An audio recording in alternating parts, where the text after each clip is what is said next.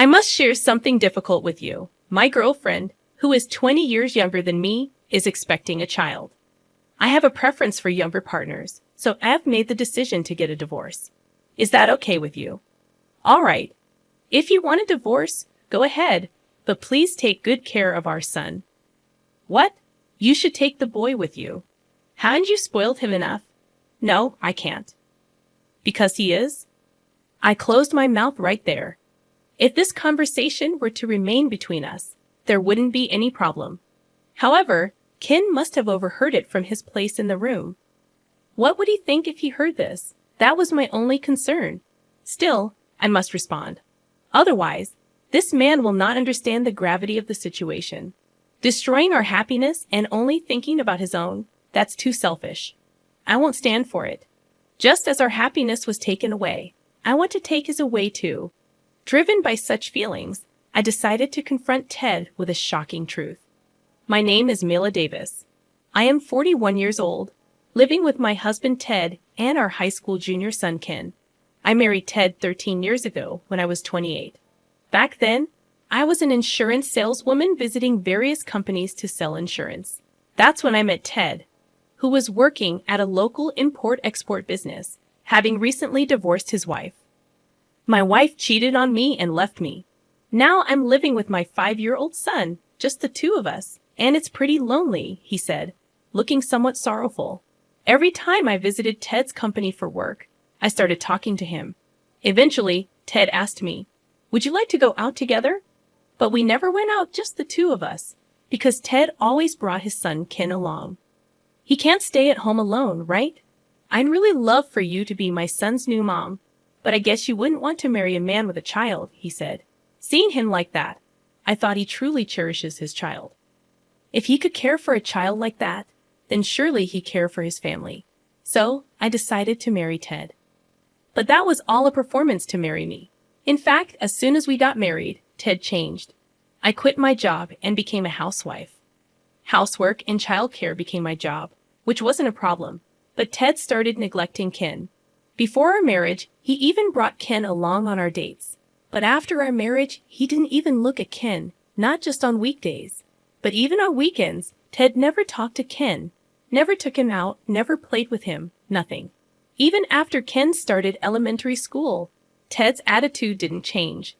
I went to all the school events alone, and he totally ignored all events that parents should join and enjoy together. You could at least attend some of the school events with Ken, I told him once. Ted made a grimace, signed annoyance, and said sorry. But I'm just tired from work. What? Oh, be quiet. Taking care of our son is your job as his mother, right? Just do it properly, he shouted, ending the conversation. What happened to the man I knew before we got married? I felt a twinge of regret. Then, one day, Ken had just come home from elementary school and was helping me prepare dinner when a message from Ted arrived on my phone. Wait, what? He's bringing his subordinates home from now on. Apparently, he was going to bring several colleagues home. Ted had just been promoted to team leader, so he probably wanted to deepen his relationship with his new subordinates. What should I do? We don't have any food stored. They would surely end up drinking at our home. And if that's the case, we'll need some snacks. It's not even an hour's drive from the office to our home. After some thought, I decided to go to the nearby supermarket to buy some ingredients. When I arrived home, I immediately started cooking in a rush. I'll help too, offered Ken. Oh, thank you. Then, could you please get the dishes ready? We worked hard, but there were limits to what we could prepare. Ted arrived home when only about half of the preparations were done. I'm home. Hey, I brought my colleagues. Ted shouted at the entrance. I greeted them briefly and led them to the room, serving beer and snacks. As I contemplated the next dish, Ted came into the kitchen and asked, Hey, what's happening with the food? I told you in advance. I'm cooking right now. There are snacks, so it should be okay for now. What have you been doing? If you could notify me a bit earlier, stop complaining. You should have this ready. Do you want me to be embarrassed? I was shouted at and left speechless. There were countless things I wanted to rebut, but the sound in the kitchen could be heard in the living room. The guests must have felt uncomfortable too. Thinking so, I couldn't say anything in response. In the end, I silently endured our guests. But once they had left, I had a big fight with Ted. I was angry at Ted for shouting at me just because of his own convenience. Ted puckered his lips and said in a childish manner, "Okay, fine. I'll have a party and some venues from now on. Happy now." After that, Ted started hanging out more. His spending got wilder, and he would head out early on his days off. By then, Ken had become a 7th grade student, and it started costing money for things like after-school programs. That's when I talked to Ted about wanting to start a part-time job. A part-time job. What, you want money for leisure? No, that's not it. It's for things like Ken's tuition for the after-school programs. Oh, I see. Do whatever you want. Even though Ted, perhaps because he was drunk, gave a careless response, I got his word, and so I started a part-time job as an insurance agent. I asked a former boss from the company I worked at before marriage to make me a part-time employee. This should make things a little easier. Even then, because Ted complained, I couldn't slack off on housework. The time I could work was limited, and I had to prepare dinner before Ted got home. I managed my time well and kept working.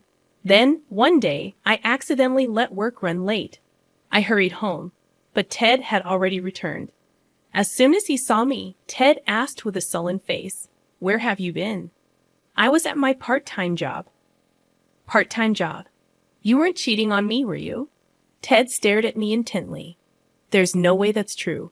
I denied it firmly, but Ted kept looking at me with suspicious eyes.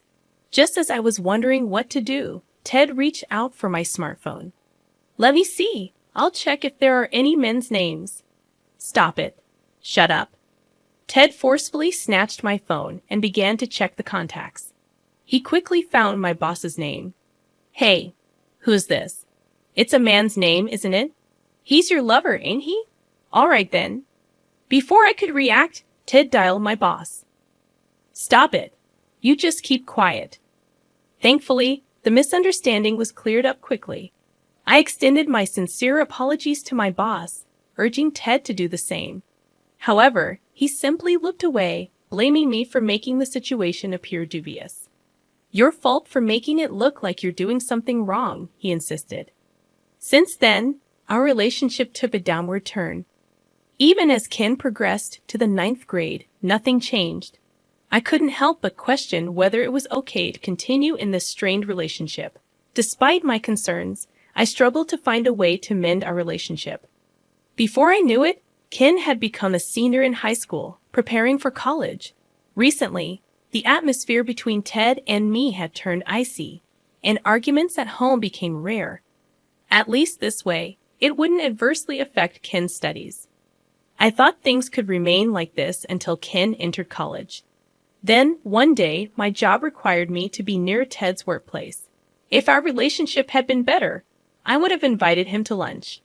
As I muttered this, I noticed Ted's car across the intersection. Wait, is that Ted? With who? Squinting, I saw 2 people laughing and chatting, and the word infidelity flashed in my mind. Accusing others of infidelity while doing it yourself, what a joke. I was too stunned to say anything. Secretly, I took a picture of them and went to a private detective to investigate Ted. I probably knew the answer already. The idea of divorce was already planted in my mind. But evidence was crucial, so I waited for the results of the investigation. About a month later, the results arrived. And they were damning. He really had the nerve. Just divorcing didn't seem enough anymore. How should I get back at him? On a certain day off, lost in my thoughts, Ted, who was supposed to be out, came home unexpectedly. Rushing over to me, he explained, "I'm sorry, but my girlfriend, who's 20 years younger, is pregnant." What? I couldn't believe my ears, but there he was, a smirk on his face, declaring, "So yeah, my girlfriend, who's 20 years younger, is pregnant. I prefer younger women, so I'm gonna divorce you. That's fine, right?" Well, he certainly had the guts to confess his affair himself. However, I saw this as an opportunity. With this in mind, I decided to seize the moment. Go ahead and get married, but please take care of our son. With a smile on my face, I said this, seemingly catching Ted off guard. What? You should take our son with you. I've always been so fond of him. I don't want to, because that boy is... I carefully chose my words, aware that Ken, studying in his room, could hear me. What would he think if he heard this? That was my only concern. Nevertheless, if I didn't stand up to him now, he wouldn't understand the gravity of the situation. It was far too convenient for him to destroy our happiness and go off to find his own. I wouldn't let that happen. I wanted to snatch away his happiness, just like ours was taken from us, driven by these thoughts. I decided to confront Ted with a truth that would stun him. I hate to break it to you, but isn't Ken your son? He's not mine. What are you talking about? We're married, right? If we're married, then our child is our child, right? Ted declared, looking smug. At that moment, I was at a loss for words. Is this guy an idiot? He's 4 years older than me, and he knows nothing. I was too stunned to say anything, surprised at his lack of understanding. I exhaled deeply and hit Ted with the truth. Ken is your child with your ex-wife, right? So what? In other words, to me, Ken is your stepchild. To make a stepchild one's own, one must adopt them. Ha, adoption. Ted furrowed his brow. Generally speaking, stepchildren remain just that, stepchildren. To act as a real parent, the only way is to adopt them legally. Without doing that, you can't have parental rights, and the child won't be legally recognized as yours. Of course, socially. They may be seen as your children, but there's no legal binding. A step-parent has no legal obligations, and a stepchild has no rights to the parent's inheritance. I explained to Ted, I didn't adopt Ken when I married you. That's why I can't take Ken with me. Hold on, so does that mean I have to take care of Ken? That seems to be the case. Although I wouldn't say you be charged with parental negligence just for leaving him alone. Ken is a high school student, an age where parents are obligated to raise their children. In other words, it can be said that Ted can't just abandon him. While looking stunned, Ted pleaded with me, come on, that can't be right. What can't? I have a baby on the way, and I plan to live with my newborn and my soon-to-be wife, just the three of us. That was the condition for marrying Kay. Oh, so the woman he cheated with is named Kay. So, that has nothing to do with me. It's got everything to do with you. This could all be resolved if you just take Ken. But I've told you I can't, right? Just find a way. Please don't ruin my happiness, he begged. Don't ruin his happiness. I was shocked at his audacity. After shattering our happiness, he doesn't get to demand his own happiness. With clenched teeth, I told Ted, no matter what you say, what can't be done can't be done. You should ask your girlfriend, Kay. You're truly heartless. Fine, you'll regret this. Ted slammed the table and stood up. As he picked up his cell phone, he walked out of the room, making a call in the hallway. Yeah, that's right, so. I could hear his voice. Eventually, Ted came back and said to me, just wait. I'm bringing Kay over. What? You're bringing her here? Of course, because you're refusing to budge. I have no other choice. For some reason, Ted shouted angrily, seeming to believe he wasn't in the wrong. Well, we still have to discuss the division of property. And this might make things easier. With that thought, I quietly watched Ted leave. About an hour had passed since Ted left the house. He returned, bringing a woman with him. As I stole a glance at her, she greeted with a look of discontent. Ah, hi! She didn't even attempt to meet my gaze. I could somewhat understand her feelings. Meeting the spouse of the person you're having an affair with, no matter how you think of it, cannot be a pleasant experience. Regardless, Kay turned out to be the woman who had been in Ted's car that day. I can't deny thinking it's all because of this woman, but thanks to her, I can bring Ted down to his lowest.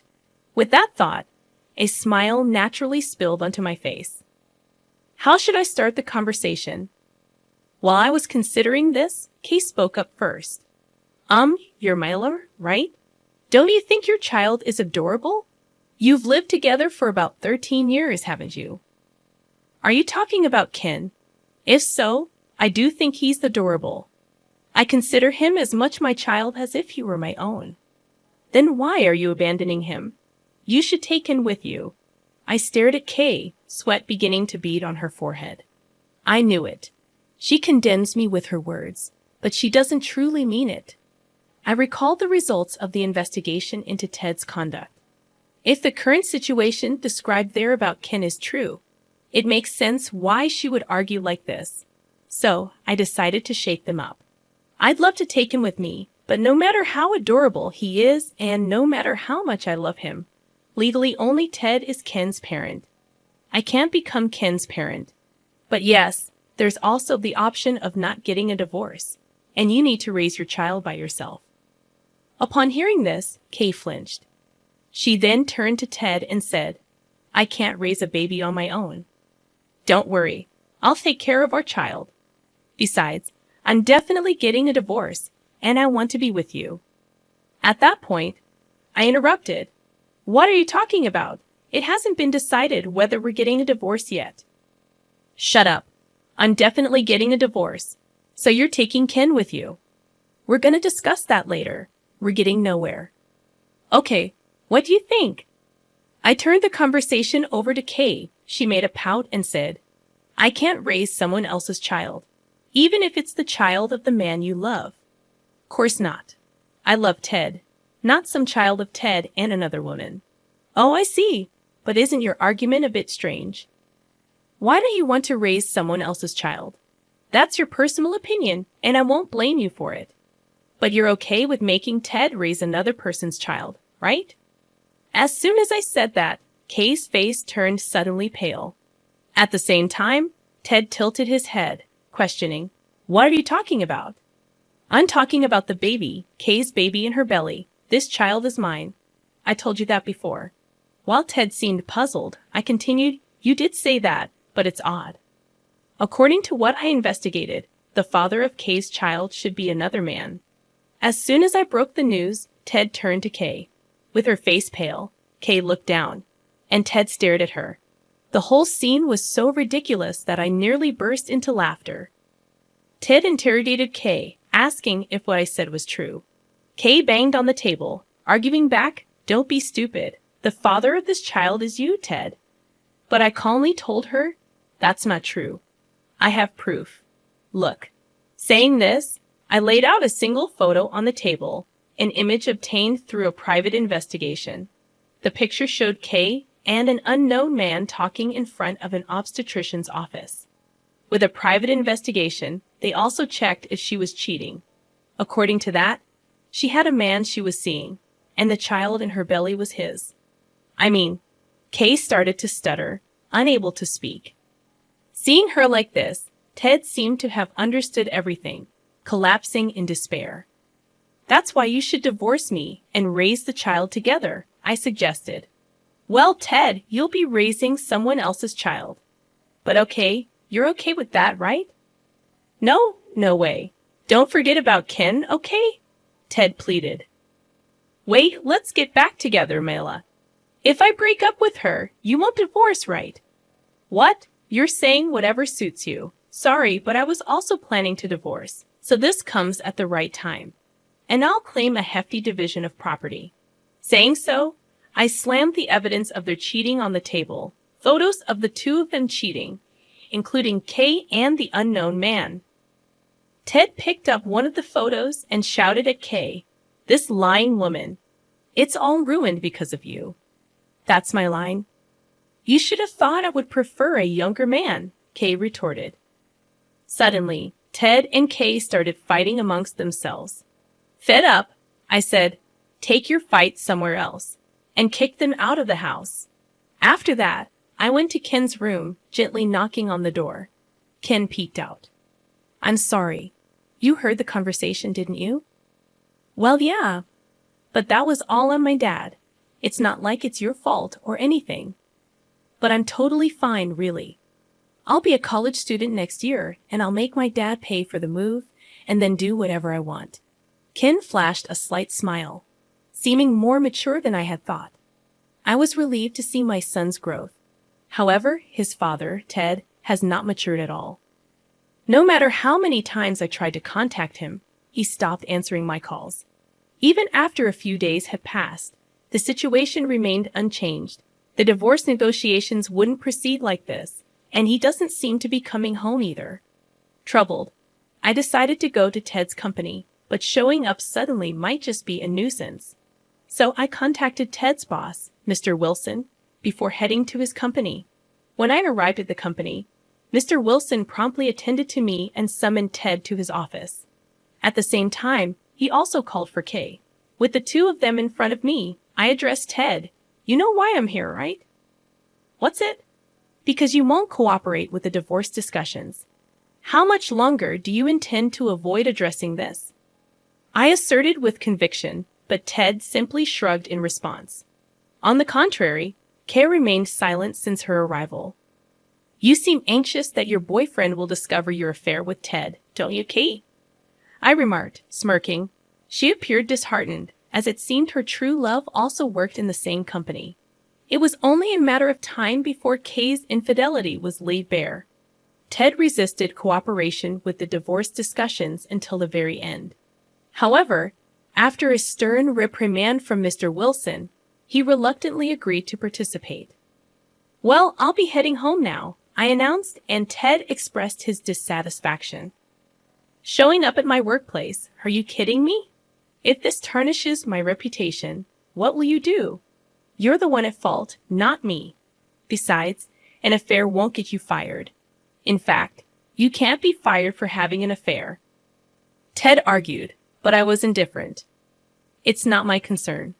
I came to discuss the divorce. Whether you quit your job or not is not my problem. The same goes for Kay. Well, do your best," I retorted, leaving Ted and Kay at the office. Later, through my lawyer, I successfully secured the division of property from Ted.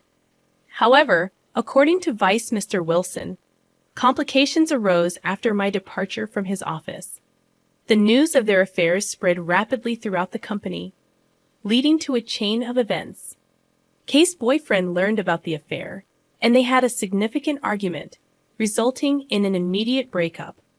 Enraged by the breakup, Kay demanded compensation from Ted for mental abuse. Naturally, Ted contested her claims, leading to a messy court battle. With the affair becoming public knowledge and court proceedings underway, both Ted and Kay had to leave the company. Ted struggled to find new employment, partly due to his age, and ended up working part-time at a local shop. Kay, pregnant and seeking refuge, retreated to her parents' house. Their lives became entangled in the complexities of the court case, and their reputations suffered. On the flip side, my life was on an upward trajectory.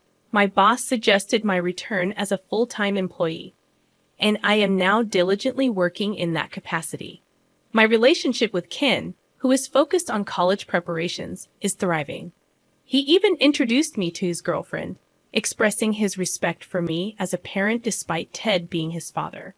Although I am no longer officially his mother, he appreciates my support during this crucial time.